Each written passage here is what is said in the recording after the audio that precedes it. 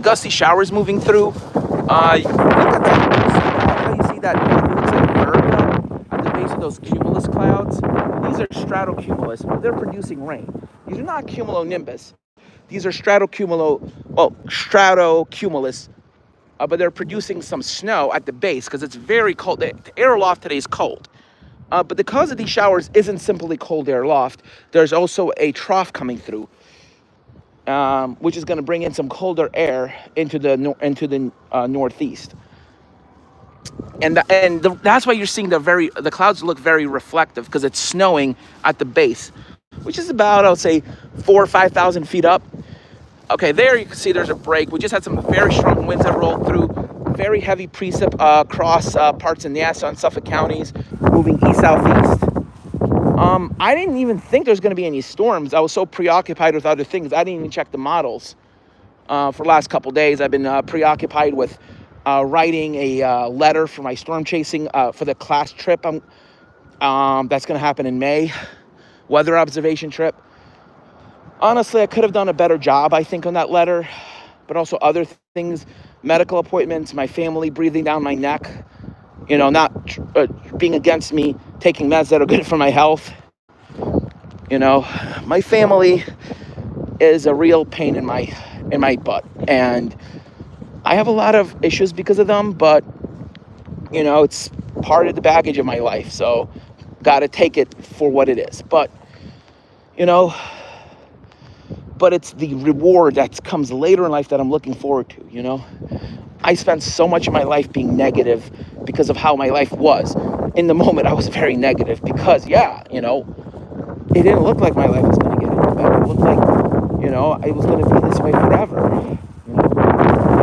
And there were lots of reasons for that. Severe bullying in school, not being treated right at home. I'm not going to get into details. But yeah, at school, it was really bad. And at home, it was, the environment was very toxic. Didn't have any friends. And the only people who associated with me didn't really like me because I was, awkward, very awkward, because my family didn't teach me about boundaries. They literally just, every time I advocated for myself, they would do the opposite. So yeah, never really had people teach me boundaries.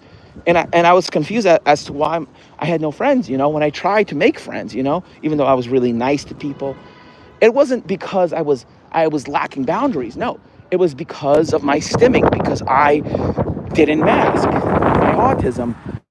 And I put it on full force, and people thought, I had a great life, and that's why I was stimming. No, it was because of sensory issues. It was self-soothing. It helped me deal with my emotions. And unfortunately, people thought I was just always happy, but I wasn't. Another reason I didn't have any friends was when I wasn't stimming, I was very negative. And also, when I was in the inclusion program, there was severe bullying, and the inclusion director didn't like me because I held her accountable for her actions. I always, criticized her for the fact that she was letting the bullies get away with, hitting me, beating me up, and, bullying me, while I was, punished for literally everything under the sun, just for breathing the wrong way or, rolling my eyes. So, I would lose computer privileges while the bullies did not. And that's why I gave her a hard time, which only made her worse. That being said, that taught me that I have to advocate for myself. And yes, my self-advocacy is part of the reason why I ended up in the mess that I was in, because I was dealt a card where if I advocate for myself, the people that I was with, certain family members, teachers, did not like self-advocacy. They, of course I always follow directions, I always listen, but if I advocated for myself, they didn't like that. So I had a misdiagnosis of oppositional defiant disorder, even though I was never defiant. I was doing what I was told. The issue was that people were lying about me, making up stories. And all of this came to a head in 2013. I know this is a bit of a rant. This is more of a backstory. I'm not upset. I'm just saying things how they are, how they happened, and how I ended up to where I am now. and what my concerns are for the future. After I publish the video, I will make this video unlisted. Just want to make that clear. This video will be unlisted. So I went to a special ed school in Boston. I'm not going to give the name of the school, but that school was great. It was a really good school. Yes, it had the ups and downs. Mostly residents most of the issues with the residents. Some were certain teachers that I had, but overall, even the people I've had issues with were not bad people. It's just I had trouble getting along because of how my family treated me. And any signs of toxicity, I was really hostile to. I was very hostile towards hostility, so to speak. I was very outspoken about my rights. And that caused me a lot of problems, both in public school, at home, and in the special ed school. But it was my outspokenness that got me out of the situation, though I was in it for a very, very long time. So I'll get to that in a second. So while I was in that special ed school from 2006 through 2012, I started developing some coping mechanisms that I wouldn't say were helpful. I started to believe that I was psychic and that my OCD rituals that I invented, this is actually starting from when I was 13, even before I went to the school, that my rituals broke the curse that I was under, that I believe that somebody put me under. But apparently it was just, what is it called? I was just trying to cope, because I didn't want to deal, with the alternative because it was unthinkable. So I developed a strategy to cope. And some of the strategies were also apparently what is called maladaptive daydreaming. And it's a form of dissociation. And I was doing that a lot, but I wasn't even aware of it. And it's why I had trouble paying attention to class, why I was talking to myself so much when I wasn't doing my rituals. Like when I was fully conscious, I was doing my rituals a lot because I was afraid that if I didn't, the very things I would fear would come to pass. Because at the time, a lot of things I was afraid of were constantly happening. So it was a coping mechanism that was a self-soothing coping mechanism. It was just to help me deal with the issues at hand at the moment. Anyway, I believed that when I left school, my family was going to put me in a very, very controlling environment that was going to be even more controlling than the special ed school I was going to. I would have so catastrophically. Well, here's why. When I came home for vacation, my family, especially my mom and stepfather, did not let me play video games at all because they said that, quote unquote, they were arguing that because I have autism, I am prone to being addicted, and they don't want me to play video games because it helps soothe me, and therefore, since I have nothing else to do, I would get addicted. Their logic was that if I do something I like, I'm going to get addicted to it. Therefore, I'm not allowed to have fun. And when I told them what they're doing is discrimination, and I started accusing them of being discriminatory, that only reinforced their notion that I was quote unquote addicted because I was talking back. Yeah, standing up for myself is called back talk. When I just try to logically explain that what they're doing is wrong. It's back talk. Yeah. But that wasn't it either. Of course, at home I had to help assist with chores and everything. I had to do the same things at home that every other family member did, but with no privileges. And I hated going home for vacation. The only thing I had to look forward to was when we went to, trips, road trips. That's all I had to look forward to. At home, it was basically not boredom, but like oppression. I felt oppressed. And yes, I was allowed to use the computer, and I mostly spent time on the computer at the time, just reading documentaries, watching YouTube videos, and writing fan fiction stories because of my maladaptive daydreaming, because of my complex post-traumatic stress disorder, because of my CPTSD. I developed maladaptive daydreaming because of all the crap I was going through, and from the past, and worrying about the future. Some of my trauma was because of worrying about the future. Most of it was because of stuff that was happening in the present and in the past, and worrying about what will happen in the future because of my family. And for 2 years, I was making extremely catastrophic predictions that when I went back home, my family was going to put me in the most controlling environment possible, not let me play video games permanently, not just like for vacation, but like completely not at all. And I was repeating this over and over and over again. And I was arguing and I was, asking rhetorical questions. I was like, if my family doesn't let me play video games and say that because I'm autistic, I can't play video games, wouldn't let me go outside by myself. I'm like, do you really think they're going to let me live on my own without supervision? They're like, of course, your family loves you. I'm like, you're not getting it. I'm like, you think of the world as two. I'm like, you don't understand where I'm coming from. I said, I'm always right when I make negative predictions because they are logic-based. By this time, I was making logical predictions and statements, but they were catastrophic because there was no other way. My teacher, my job coach, even my guidance counselor all told me the same thing, that I was quote unquote catastrophizing, that this will not come to pass, that I know your family, this will never happen, blah, blah, blah, blah, blah. Everyone was telling me I was wrong. Everybody. And I even tried to convince myself I was wrong, but it didn't work because the evidence was too overwhelming in the contrary. Sure enough, when I got home, even though we had, during the discharge meeting, even my family tried to convince me that I was going to live in supportive housing, not in supervised housing. Like, I'm not going to live in a group home. I'm not going to have 24-hour supervision. But I predicted that I was going to be placed in the most controlling environment possible. That's what I was predicting for 2 years straight, because I just didn't see any other way. I just did not see any other outcome, because there was no other outcome if my family got their way. And so when I got home, they went back on all their promises. They said, oh yeah, we'll let you play video games for an hour. We'll treat you. We were wrong about, how we treated you. And of course I didn't believe them, but I didn't want to make a scene. So I went along with them. But in the car ride home, I'm like, why did you lie to everyone in the meeting? That's what I asked, because I knew they were lying. They're like, we didn't lie. When we get home, we'll show you that we've changed. And of course, I didn't press the issue any further. I didn't want to make myself seem like I hated them and that I vilified them.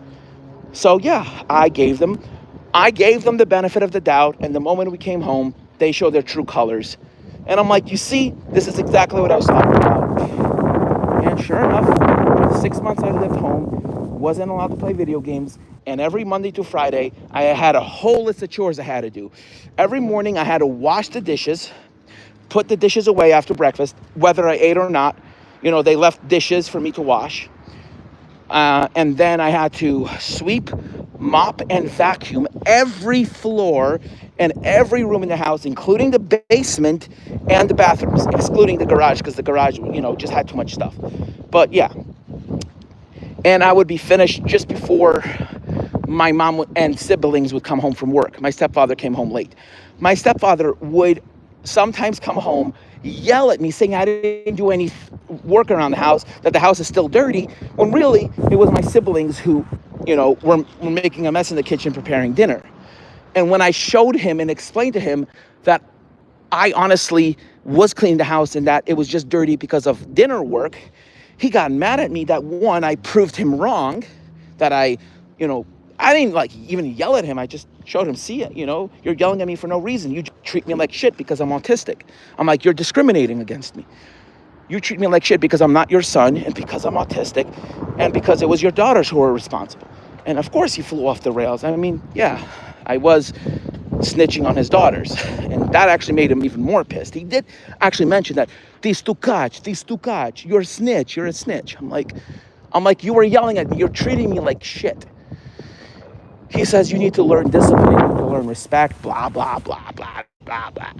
Well, he didn't teach me respect. He just taught me how to be a freaking unpaid servant, all for nothing, My mom said that on the day we arrived, that she will put me in a group home, or she's considering putting me in a group home. Not she will, she's considering. And that if I prove myself by, one, going to bed on time, which to her was 10 p.m., if I don't talk back, 2, and if I do all my chores, go to bed on time and shower. 3, she would give me independence. I'm like, Mom, you're lying. I said, even if I do that and go and do a bunch of other things, you're still going to go back on your promise because I'm so unlucky and you hate me so much for being autistic, for your ex-husband being my father. So yeah, that's what I told her. I basically completely snubbed her off and accused her of lying to me because I knew she was. I wasn't going to sit there and idly accept her proposal. I accepted it, but I told her I knew you were lying to me. So yeah, and I was right again. And what ended up happening was that over the course of a year, of 6 months, I was treated like absolute crap. No, the only thing I was allowed to do, again, was just to use, the computer that was in my room that they gave to me, a hand-me-down that was like 10 years old or 7 or 8 years old. It was a Windows XP, not a Vista. It was an XP, and it was 2012. So keep in mind, it was an old computer. It was an XP, so at least 7, 8 years old. Of course, it was not just my computer. It was also they had another computer in the basement, but that wasn't mine. Anyway, long story short, every day, Monday through Friday, I did housework. And I was not allowed to leave the house. They did not give me spare keys to the house. Did I predict all of those outcomes directly? Yes, I anticipated this, mostly based on how they treated me during vacation. It wasn't even that bad during vacation. But when I came home, for good, while we were waiting for placement for supportive housing, this is what was going on. And this is why I believe that supportive housing was a pipe dream, because it was that the fact I would live by myself, where I was going to be treated like a person and not have people breathe down my neck. I'm like, that's never going to happen. And that's what I continue to believe. And why I believe that all this work I was doing wasn't to teach me how to be independent. It's just so they didn't have to hire maids like they would when I wasn't home. That's the only reason. And that's what I told my mom too. I'm like, this is the only reason I'm doing this. This is not about learning independence. This is just about me being an unpaid servant because I live here to make myself useful. And sure enough, that was the truth. I wasn't given an allowance. I wasn't allowed, even though I was very, high functioning, very opinionated, I wasn't allowed to go home anywhere. Wasn't allowed to leave the house when no one was home. Even during the day, the only thing I was allowed to do was walk around the block. I wasn't allowed to use public transit. Like my mom didn't let me go to the mall by myself. None of that, crap. None of that. And then when we actually went to the group home, to a meeting, my mom completely made stuff up about me, like somebody with Munchausen's would do. Lie and lie and lie about me, about things, half-truths and lies. Half-truths because they happened when I was 13, and lies because they were completely false as well, about the present. So it was nothing but one half-truth and 10 lies. And they believed my family because with an individual with disabilities, they would always believe the family and not the individual. Yeah, that's how it is. And when I advocated for myself, my mom, and started telling the truth about how I was really an unpaid servant, my mom made a scene. And I shut her up and I snapped at her and said, speak in English, don't. I was and that actually worked against me because I was being very, not vindictive, but very aggressive to my mom. She was being aggressive with me. I was being aggressive with her. And the very thing I tried to prevent, the worst catastrophic prediction, came to pass. I was put in the most controlling environment possible. Not a group home, no. You would think a group home is the most controlling environment. Nope. The most controlling environment, the most high needs environment for somebody with severe, behavioral and medical and certain needs is a 24-hour supervised IRA. I was supposed to be going to a supportive IRA or a supportive living environment, like in an apartment for people like myself. That's what was supposed to happen, but I was completely focused and fixated that wasn't going to happen because it's too, sunshines and rainbows. It just was too unrealistic. Sure enough, the very prediction I anticipated came to pass. Did I inadvertently cause it? Potentially, yes. because of me telling my toxic family members how I knew what their plan was. I knew, like, I was basically being accusatory towards them. Not all the time, only when they were being toxic. That I was basically proving their contradictions every single time. I was constantly, I was being very hard on them because of how they were treating me. And I was justified in doing that, but I may have been a little bit too hard. And it was that pushback that got me placed in the very environment I did not want to be placed in. And I was in that environment. I'm not going to tell you how long yet. Hold on. I was supposed to be there, was told I was supposed to be there for 6 months, but I made a catastrophic prediction. And I said in the meeting that I quote unquote, it's not going to be 6 months. I was in that special ed school for 6 years, from 2006 to 2012. I swear to God, because I'm so unlucky, I won't be here for 6 years. I'll be here not for 5, not for 3, not for 5. I'll have 24-hour supervision for 6 years or more, maybe even 10. And that prediction basically came to pass. I didn't have 24-hour supervision in the apartment for 1, 3, 5, 7, and 8 years. No, it was exactly 9 years and 6 months to the day. I moved in May of 2013, and I moved out in January of 2023. Yep. So 9 years and 6 months. My prediction basically came to pass. Why was I predicting that? Because I saw the lease agreement that said it was going to be 5 years. And that's why I said, oh, they're not going to change it. It's always going to be 24 hours because they'll require a new lease agreement. Of course, I was right. That agency only did 24-hour supervision. And that agency was extremely corrupt. Ever heard of Wafa Abood? And Wafa Abood. She was put in prison for embezzling money.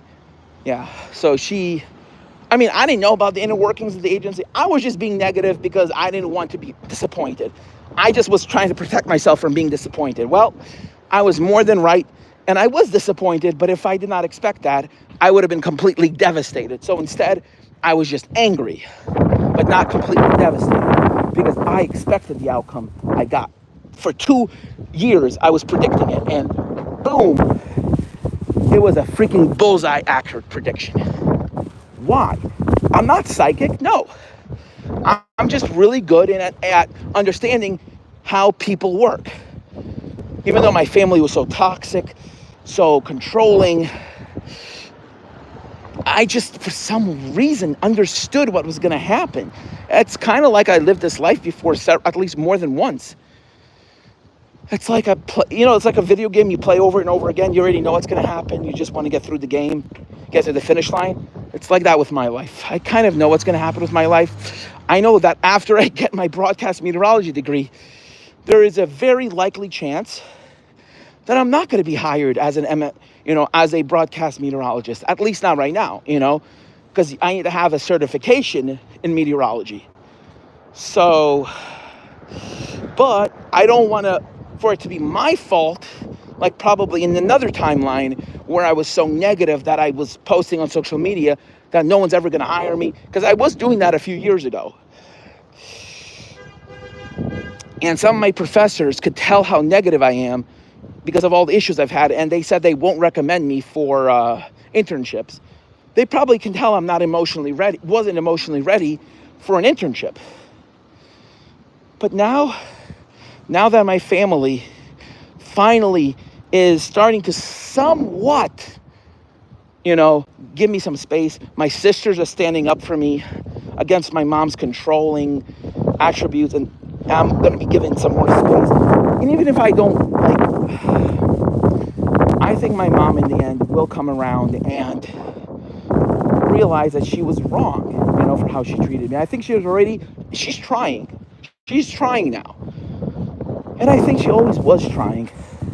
But me trying to push back against her, what I thought she wanted, is what ended up is what caused what ended up happening to happen. I think it was my fault and my family's ableism, their ableist views, and my radicalness, my outspokenness that caused the situation to happen. Yes, if I was silent, if I was more subservient, Yes, I mean, but then there's a potential that they could have just completely steamrolled me and I would have not had anything done. So, you know, I think I ultimately picked and chose my battles pretty well. Even though it looked like in the moment everything was done for me,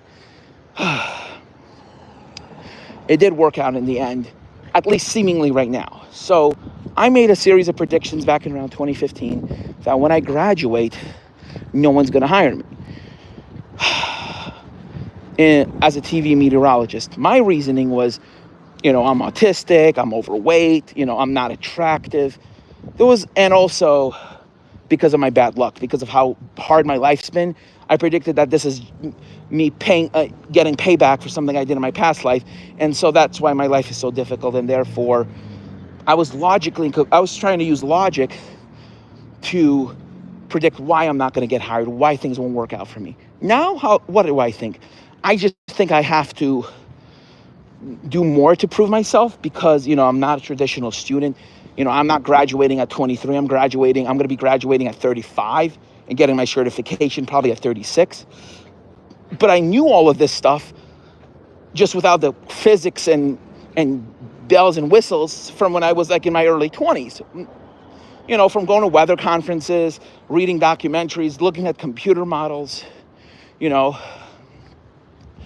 But, I still don't have the full knowledge of being a true meteorologist. So yeah, I do the weather on YouTube.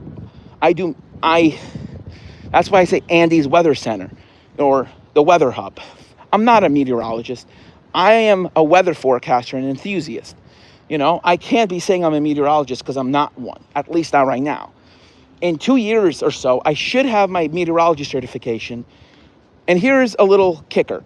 I started my YouTube channel as a hobby, but after the Sandy Hook incident, I realized there's going to be a lot of discrimination against autistic, I predicted that because of Adam Lanza and the media saying that he was autistic, that there's going to be more and more discrimination against autistic people.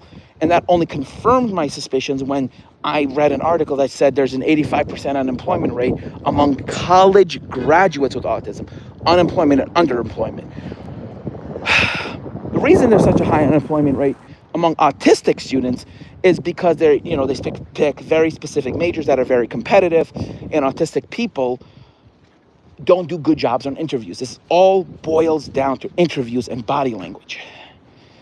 I think if people can look past that and understand why someone has poor body language and it's just part of their condition, that 85% unemployment rate could be as low as 10% or even lower. But unfortunately, it's 8 times higher, 20 times higher than the general population. 4.5 unemployment rate, almost 20%. It's like, not 20, because I'll be 90%. So 18 times higher than the general population.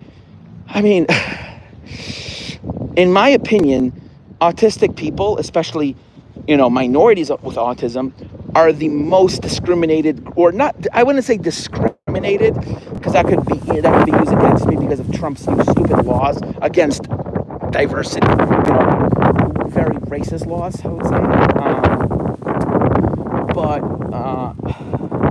this whole thing against DEI, I believe will hurt autistic people more, will hurt people of color more, will hurt minorities who had to struggle to get to where they are, instead of someone who went to Harvard or Yale and had their school paid for by their rich parents, my life has been nothing but struggle, and I've accepted that, and I've embraced it, that my life is nothing but struggle. But yes, because there is blame to go around. Am I to blame? My fault. What am I to blame for? I'm to blame for expecting it, for knowing it's going to happen and trying to stop it instead of just letting it happen. I was trying to push the tide back, and I wasted my energy in trying to prevent what was meant to happen because it was an undesirable outcome. It was undesirable, and I tried to prevent it from happening. I was a control freak, but I had no control. I was being a control freak and trying to prevent my controlling family from controlling me. My goal was just to be independent. My family's goal was to keep me under their control for the rest of my life. That's why they sent me to a special ed school, That's why they didn't let me go to regular public school. It wasn't just the bullying. It was because they wanted me to live in a group home, to be, to basically be helpless, because they're kind of eugenicists. They didn't want me to have a normal life because they were afraid I was going to do something reckless, like drugs, alcohol, and ruin their reputation in their community. That's what they were worried about. It was more about their motive was narcissistic. They weren't freaking politicians. They were normal working people who thought too highly of themselves, basically. And they basically, because I rebelled, because I stood up for my rights as an individual, I was treated, it only reinforced their ableism and their twisted view. But in the end, I'm not going to say I won. Maybe their views will change and they'll become better people. But the damage has been done. I already have a bunch of mental health issues, not just because of them, but because of all the stuff I went through in school,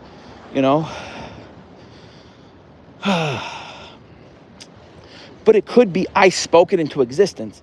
You know how I was predicting all of this for 2 years nonstop in that special ed school, and I was speaking it out into the open? That's probably why it happened.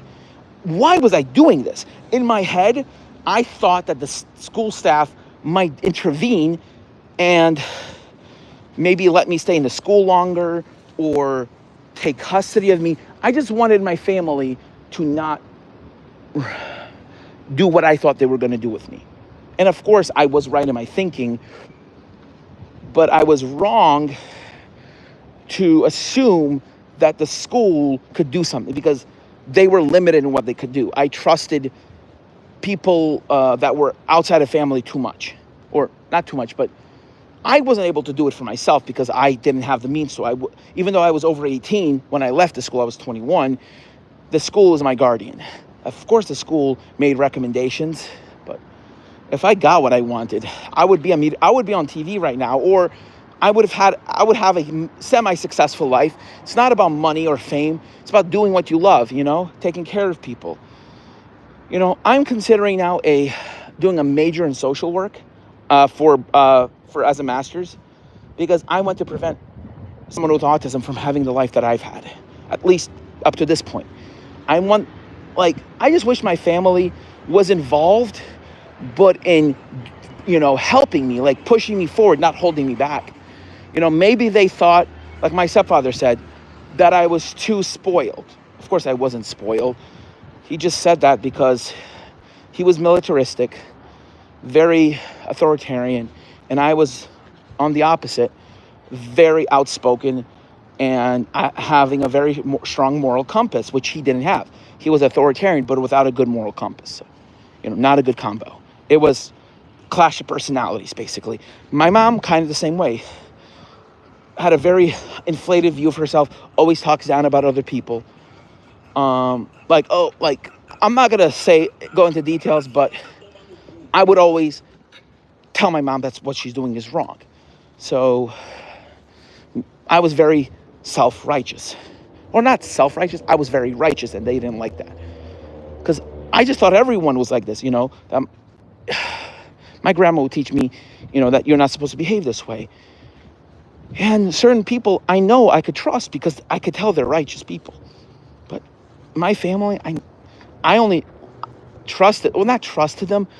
I gave them a power, like my mom is my rep payee, not by choice. I did not want to give my mom the power of rep payee. I just didn't have anyone else to sign.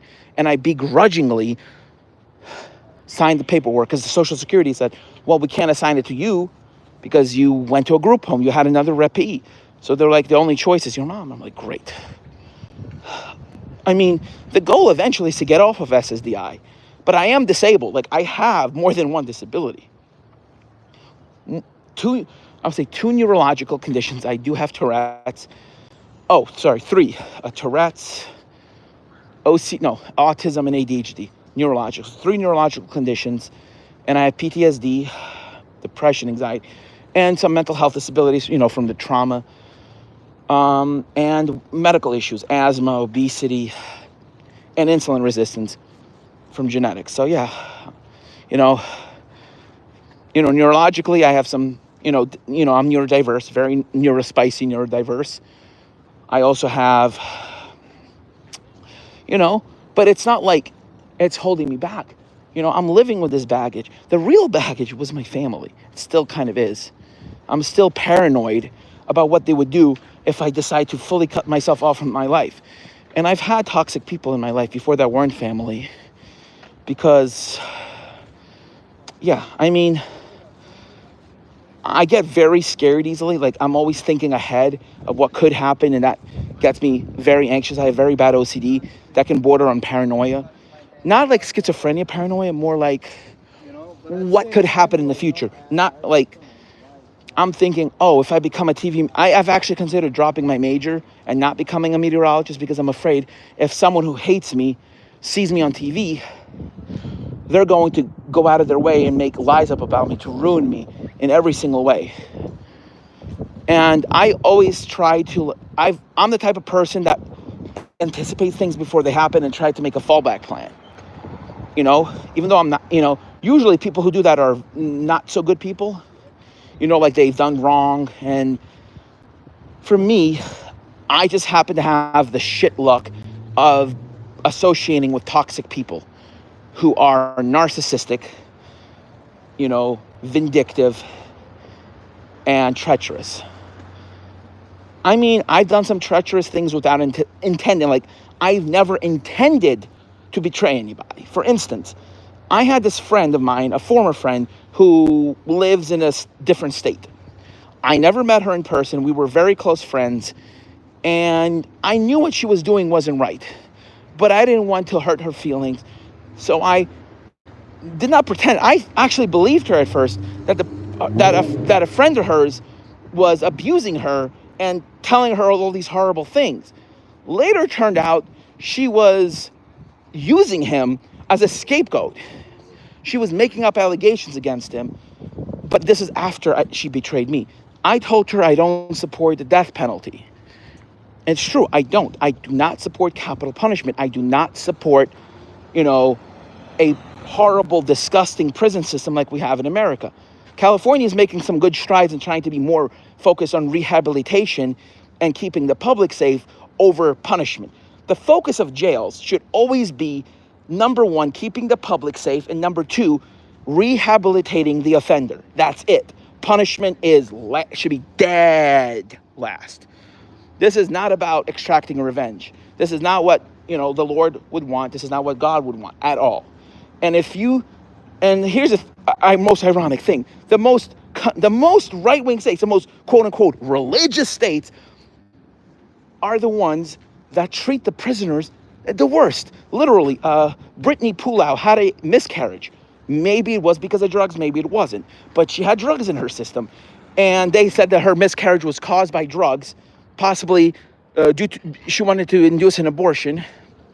And sure enough, they charged her with manslaughter. And she spent 3 years in prison for miscarrying. Even if she had no drugs in her system, they would have found another reason. Probably it was because most likely she was Native American and was opinionated on the left. It's because she was she was part of a minority of the I believe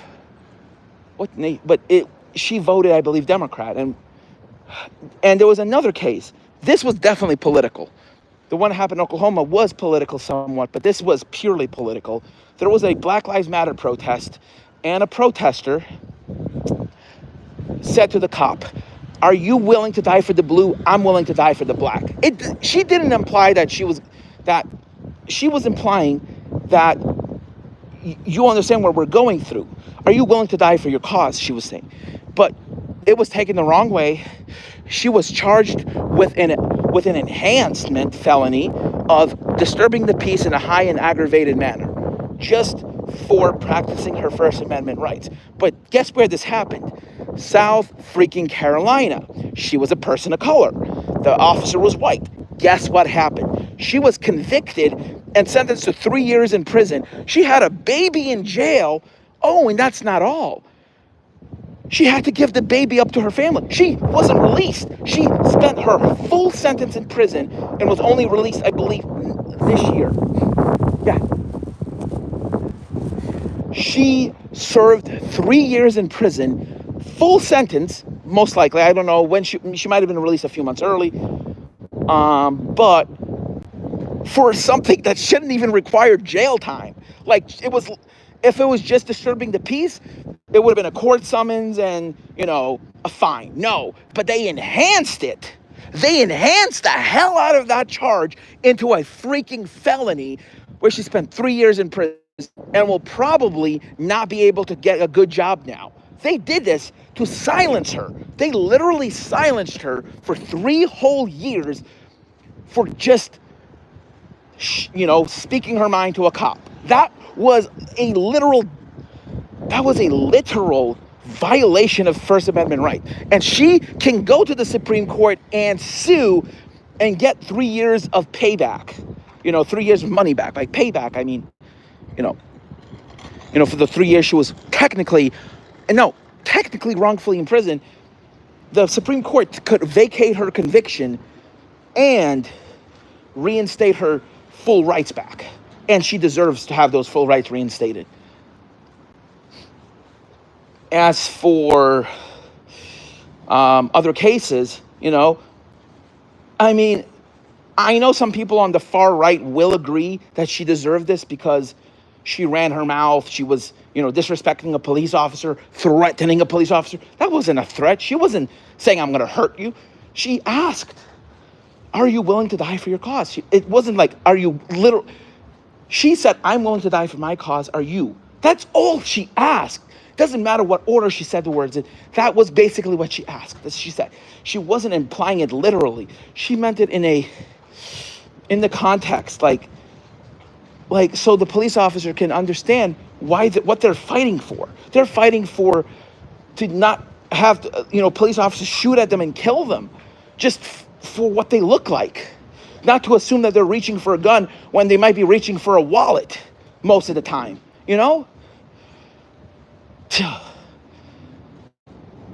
I think that any police officer who, whether it should be like, is it an intentional killing? Is it not?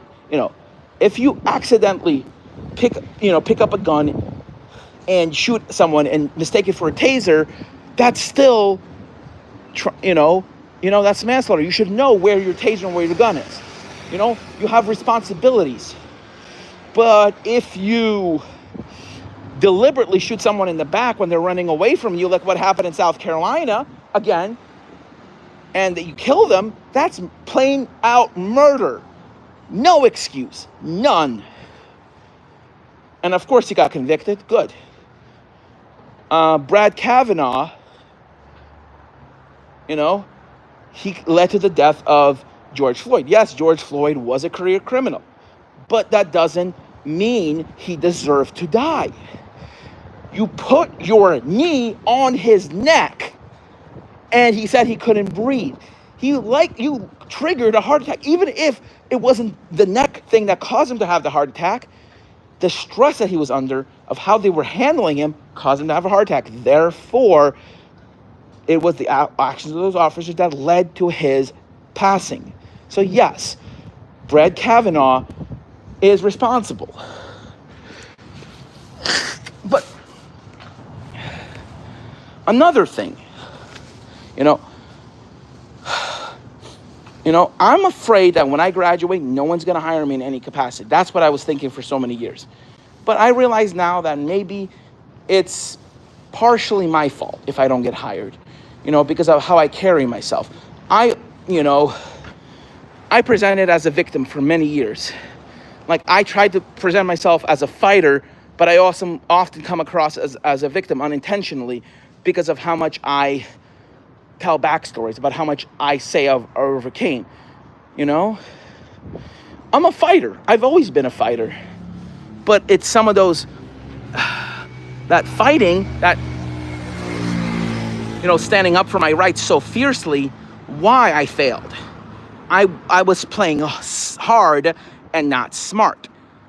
And I was trying to give all my energy in, when really I should have been doing things tactfully with, doing things tactfully and thinking things ahead of time, and not, and yes, I was thinking things ahead of time, but I felt like there was no other way. I felt like and I was technically trapped in a corner, wasn't allowed to leave the house, I mean, when I heard the story of Gypsy Rose Blanchard, oh my God, I was completely like, I felt so bad for her and so bad for her mom.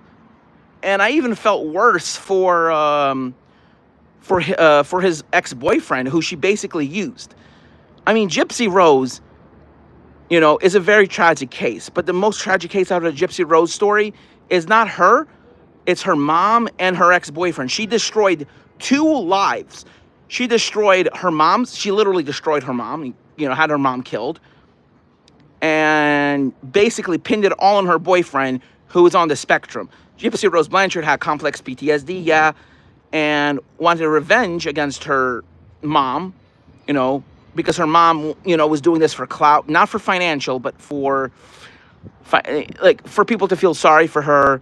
Probably a combination of narcissistic personality disorder and histrionic personality disorder. She wanted people to feel sorry for her. So that's why she made Gypsy into had Gypsy be sick. Like, not just pretend to be sick, but actually sick. Like her hair being off. That was because of chemo. Like, Gypsy was medically abused. There's no doubt she was. And forced to be, wheelchair bound, not allowed to walk anywhere. Like, literally, Gypsy Rose was severely, severely abused. And that's why she, her heart became evil. Like, she turned evil because of her mom. I mean, and she still doesn't really show any remorse. She probably sees her mom as the monster, as a true monster, when really she was just, a misguided person. And then she used her ex-boyfriend, who she pinned everything on, completely gaslit him. And they gave him life without parole, probably because he's the one who carried out the killing. But I think both of them should have got an equal sentence. If Gypsy got, X amount of years, he should have got the same sentence too. They were way too hard on him, considering the fact that he had autism, felt pressured. It wasn't just like it was out of evil. Like, he literally thought that he felt like a knight in shining armor. He felt like he was rescuing her. And so in his mind, he felt like he was doing the right thing. So it wasn't like it was rooted in evil. But yes, he killed someone, not in cold blood, but like he was kind of forced to by Gypsy. And then she basically blamed everything on him. So, yeah.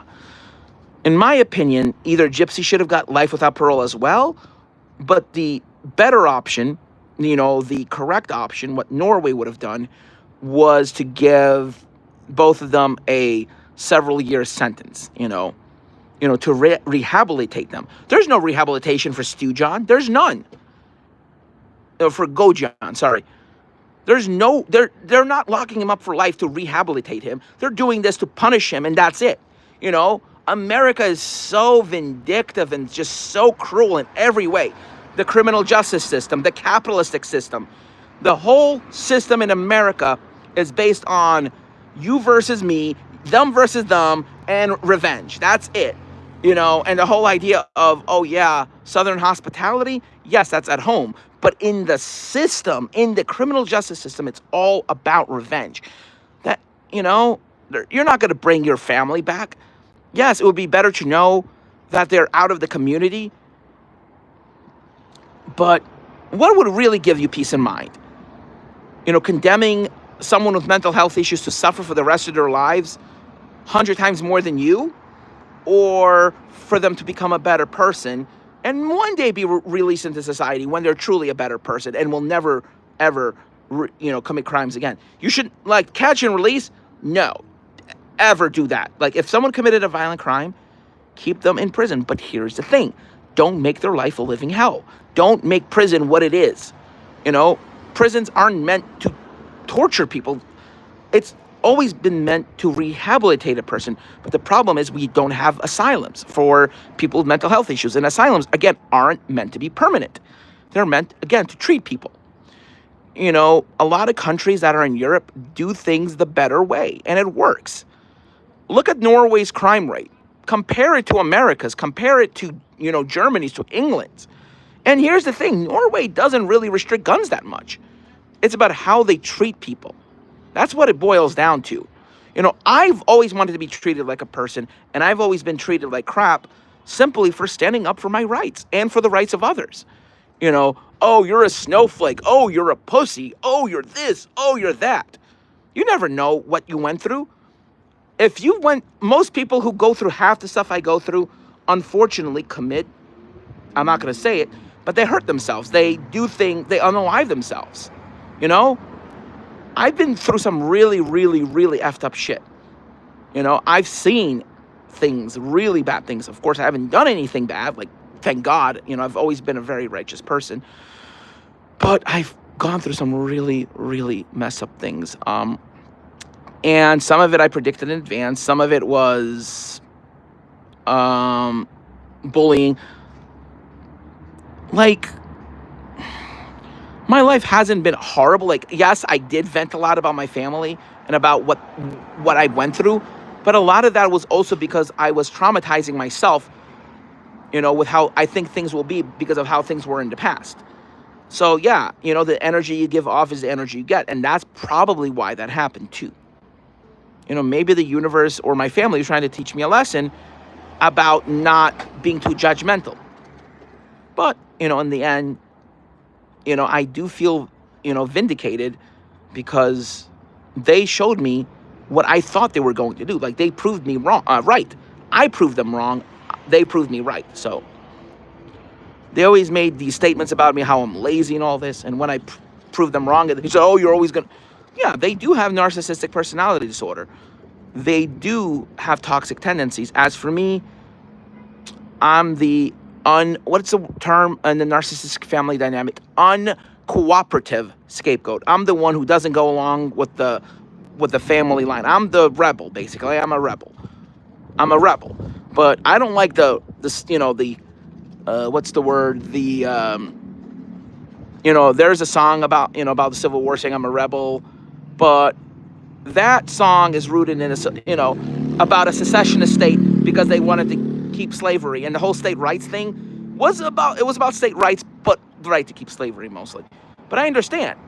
Imagine the federal government becomes a fascist state and starts hurting people physically.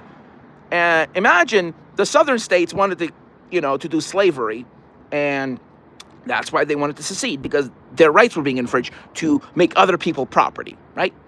But imagine in the future, you have a federal government that's the opposite, not progressive, very, very authoritarian, clamping down on people's rights, and a group of states decide to secede to protect their citizens from oppression. Everybody from oppression. That is different. That's also state right. But there's a difference between protecting your citizens from unconstitutional laws, against cruel and unusual punishment, illegal search and seizure. ICE is doing all of that. The federal government right now is the most unconstitutional it's been, and it's being done in the open, and people are cheering for it. Literally, here goes democracy. What's the word? It was done in Star Wars, Revenge of the Sith, because I'm just so emotional right now. I'm just like, trying to remember the quote exactly. End of democracy and thunderous applause. Like, literally, our country, the foundations of our nation are being destroyed, and people are happy, scapegoating immigrants, scapegoating certain people, religious groups, and certain, but the real scapegoat, here's a real scapegoat. You want to blame the actual person? It's capitalism. It's corporations. Why doesn't America have a nationwide high-speed rail network? Well, here's why. Because you have 4 corporations, capitalists and corporations, controlling the railroads, right? These are private entities. Private. The issue is that They promote profits over everything. They just want to make money over everything. That's all they care about. Money, money, money.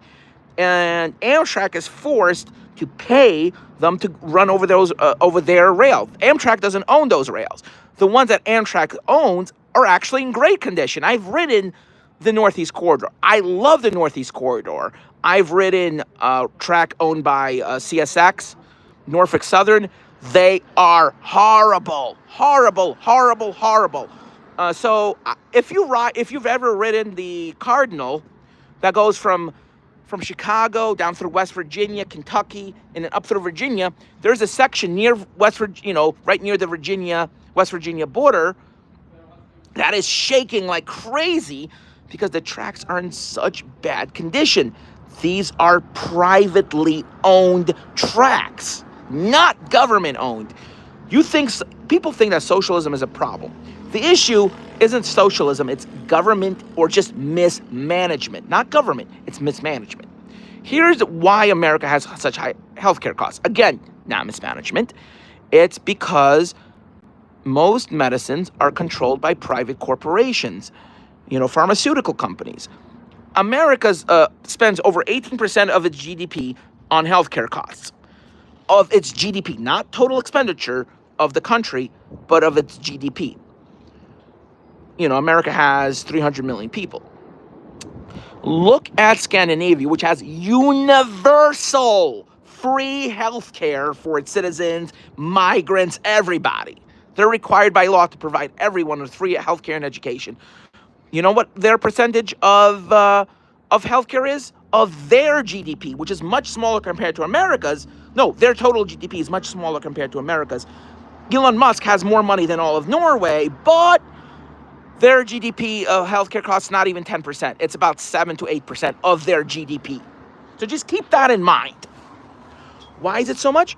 Because medicine, the prices of medication and everything else is price controlled by the government. And companies are still incentivized to produce medicines, but it's not for profit, So the government negotiates the price of drugs. That's what should be done here. And this would work, America has a lot of problems that need to be fixed. And I see a lot of these problems. Why is there so much crime? Main reason for inner city crime is mental health issues. 90% it's mental health. No, not 90%, sorry. 60% mental health, 40% poverty. Poverty leads to mental health issues because, there's a lot of fighting at home, mental health issues. People develop certain issues like schizophrenia, bipolar. Like I have bipolar, but, they have mental breakdowns and they never get treated. They never go to the hospital. And when they do, it's just a system that they fall through the cracks and they struggle. But if this was a country like Scandinavia, or if the country had, did better management with its resources, you probably wouldn't be having that. The issue, again, is capitalism because, supply and demand, the issue isn't, it's because, you have, the issue is money, not cash, money, and also the mass surveillance. Like, for instance, China spends so much of its money on its surveillance system. If America was a true democracy, anyone could just get off, ride the subways for free. You go to the hospital. You don't have to have your ID scanned and checked. Only the doctor should be able to know who you are. There should be a lot of confidentiality, a lot. In fact, I think, as the world becomes better, it will get better. Right now, America is going through a difficult time because of Trump. Trump is the reaction against progress of society. It's not about religion either. Religion isn't really the problem. It's people's fear of the unknown. What's going to happen after we die? Have I been righteous enough? That's another issue. Trump is just feeding on people's fears. Conspiracy theorists are doing the same thing. Oh, HARP controls the weather. Oh, this controls the weather. Oh, they're putting this in your drinks. No. People, why fluoride is put in water, right? It's a way that the aluminum industry can get rid of its waste, but also to help people's teeth. But it can also cause too much absorption of fluoride can cause fluoridosis. But that fluoride they put in the water is actually not the toxic one, not the sodium fluoride you find in your toothpaste, which is poisonous. It's a different form of fluoride that is not toxic to the body. But still, it is wrong. It's better to do fluoride from brushing teeth, not from drinking water. You are still drinking chemicals. It doesn't cause any issues to the body, but, because it is harmlessly passed through the body, it's only used to strengthen the bones, and whatever is not used for that is flushed out of the body. The body needs fluoride, don't get me wrong. It does, small amounts of it. But there's a lot of misinformation going around, and the problem is with AI is that people are using AI too much. And I fear that if we don't stop that, it will take people's livelihoods away. It will take jobs away, especially reporting jobs. Imagine making an AI so realistic, it looks like a reporter doing a reporting job, but really it's a robot. Like I've seen AI do videos, and it's like, I could tell it's AI. But eventually, in about 5 or 10 years, AI will be realistic enough to be so indifferentiable and so realistic that you can literally, if an editor is good enough, can make it look like that it's a person's heartbeat. They could literally incriminate other people just for shits and giggles. There needs to be laws regulating the usage of AI, especially for jobs and how realistic AI can be. AI needs to be monitored. It's mostly for jobs. I'm not against AI. I'm against misuse of AI. If AI becomes sentient, let's say you have and it has thoughts and feelings, you should treat it like a person, Don't slave it around, because AI may develop, because it's intelligence. It is intelligent, meaning it has feelings. AI, they may say, it's intelligence as in like, it's smart. No, intelligence means more than just, mundane tasks. Like, no, intelligence. What does intelligence mean? Not smart, not merely, unfeeling, unthinking, but intelligence. It's also an ethical issue too. And humanity risks going over the precipice and doing something like, humans are not meant to be gods. We're not gods, and we should not mess with stuff that we are not meant to mess with. Like, humans are destroying the environment. Like, we're doing to the planet what nature would have done. Like, we are literally, imagine, humans are basically right now a flood basalt. We're a flood basalt eruption, technically. Humanity is emitting as much carbon in a year that most flood basalt eruptions would, because how much carbon we're putting into the atmosphere without taking it out. Normally, so here's the thing. Nature emits more carbon than we do if you overall look at it, but then it reabsorbs that carbon back. So you get an equilibrium. You get an up and down, up and down, up and down. But right now the up and down is not like this. It's like this. It's continuously going up because we've disturbed that cycle. If we are to continue to burn fossil fuels, but we want to lower the carbon concentration in the atmosphere, here's what will need to be done. Now, what could be done, but needs to be done. First of all, don't try to fix the symptom. Don't try to spray the atmosphere with sulfur. That will hurt the ozone layer. What needs to be done is fixing the root cause of the problem, which is the raising of carbon emissions, carbon concentrations. First, we need to lower our carbon emissions, which we're working on. Good. We're doing that, but not fast enough. We need to speed up that process. How? So the solution is to fertilize the ocean with iron, dispersed, not concentrated. You don't want to trigger a eutrophication event. What you want to do is you want to use maybe some tankers, some aircraft to regularly, sprinkle or dilute some small amounts of iron over a vast area, preferably delivered by drone over the empty ocean, at low altitudes. And this will spur phytoplankton blooms, revitalize the fisheries. It's just iron. It's not bad, just like normal ferrous iron, you know. And of course, should not be from mines. It should be from the environment. So it should be, because the earth has so much iron in it, For instance, the Hunga Tonga eruption caused a huge phytoplankton bloom because ash has a lot of, it's very fertile. Iron is too. And the issue, it's actually the iron in the ash, the small amounts of iron, why there was a phytoplankton bloom. So you want to dilute the iron so it's not so strong.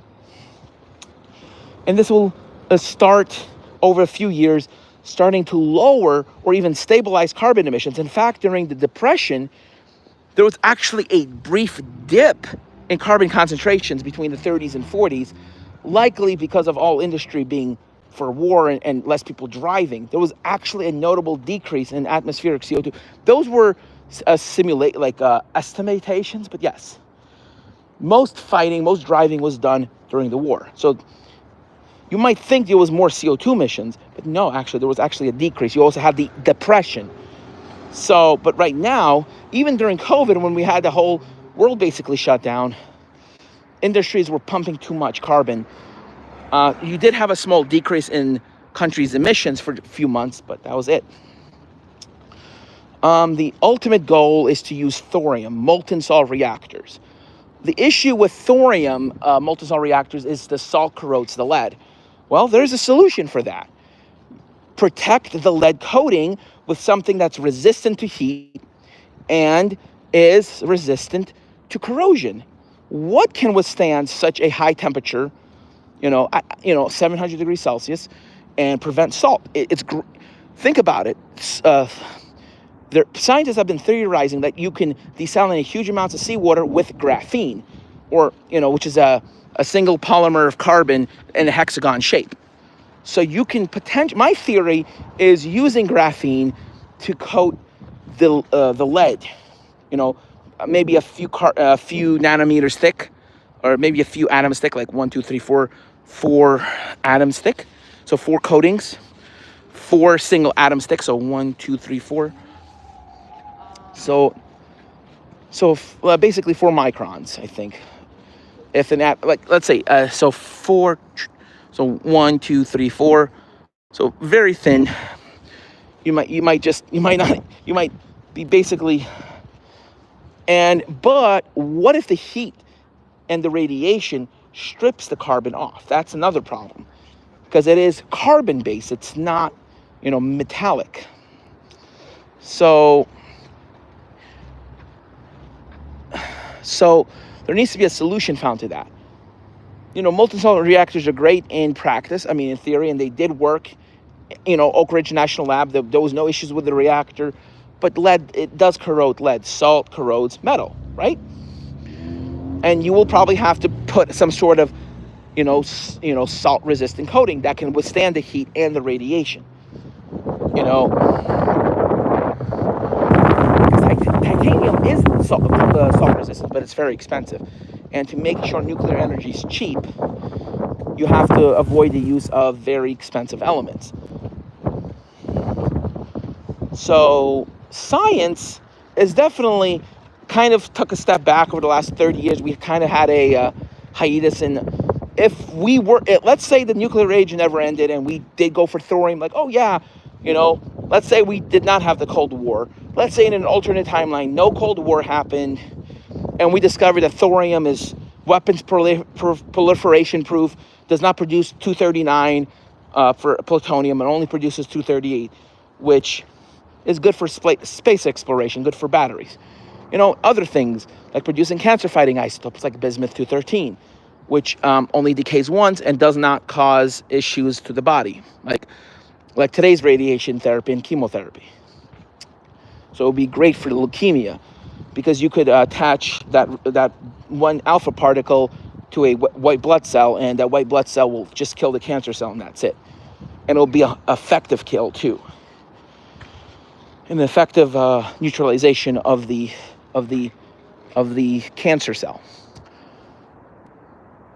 And it would not hurt any surrounding cells. The beam would only affect that one cell.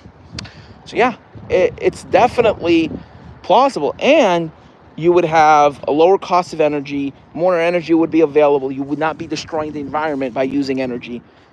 And nuclear reactors consume the waste they produce, and the current waste can be also consumed. The only reason you need why the rods are solid in a nuclear reactor is because it doesn't operate at high enough temperatures to melt. If you did, you would have a meltdown because it's solid fuel. Molten salt reactors are technically molten already, so it's a molten salt reactor. Those are much more efficient at producing heat, generating electricity, so you don't need to pressurize the reactor. You don't need to cool the reactor because salts act as a modulator. It's great. Yeah, it still produces waste, and it can be consumed inside the reactor. You get less transuranics, you get better decay chain. Thorium is the fourth most common available element in the Earth's crust. Thorium-232. It's great for energy. Not so good if you're a war hawk and want to build bombs, because it's not going to do anything. But it's great for civilian uses and space exploration, and was intended to be used on the moon, because just atmosphere, could be done in space. Even a plane, a bomber was supposed to use molten salt reactors. You don't want to fly a nuclear reactor, of course, that's why it was scrapped. But eventually, fusion is a different story. Fusion doesn't really leave waste, it's not radioactive. So yes, once fusion is perfected, that will be the future. Fusion is the future, but you have to get a stepping stone there. You can't just hope and hope and hope. You will first need to use, you need to step away from fossil fuels completely. But we're not doing it fast enough. We're putting all of our eggs in one basket, which are the renewables, which are also bad for the environment because of their invasiveness into nature. Molten salt reactors, while the thorium is mostly found on Earth, you could also mine it in space. It's found on Mars, it's found on the moon, it's found on almost every rocky body in the asteroid field. It's found all over the universe. It's one of the most common elements radioactive elements in the universe. Before uranium. Uranium is actually less common than thorium, so yes. Thorium is the most common radioactive element in the universe, and is readily available for mining on the moon too. So not going to be an issue. You're not going to have countries fighting over resources, because every country has their own reserves of thorium, enough to power their countries for hundreds of years. For instance, America has one mine. Every year they're pulling up enough thorium as a byproduct, as of 2011, a video I watched, to power the entire planet for a whole year, if utilized correctly, of course. So yeah. And another problem with thorium is it oxidizes easily. So yeah, you have to protect it from oxygen. So yeah, but it still is. It's mostly inert. It has a half-life of, I believe, several billion years, so you're not going to get sick from it. You can literally hold thorium in your hand, pure thorium, and it will only give off very, very weak radiation. It's not like you're holding pure uranium. It's very inert. You can't fission thorium. You cannot, because it's inert. So you have to hit it with a proton to breed it into uranium-233. This breeding process takes about a month, doesn't use too much energy, and it really does pay back very well on energy levels, because uranium-233 is much more energy intensive than 235. But traveling wave reactor, not a good idea. Molten salt reactor. The problem with the traveling wave, you're still going to have waste left in it. Not good. And as for vaccinations, Bill Gates is doing a good job. Like, we need vaccinations. You need to inoculate people. Natural vaccination is best, but, scientists aren't trying to kill us. It's not like, but if you let bad people in the White House, like Trump, there's a chance evil stuff can be done, World population control. That's what the right wants. Like Alex Jones says that's what they want. That's what the left wants to do. And nope, it's what the right wants to do. Anyway, I gotta go. Thank you all for watching.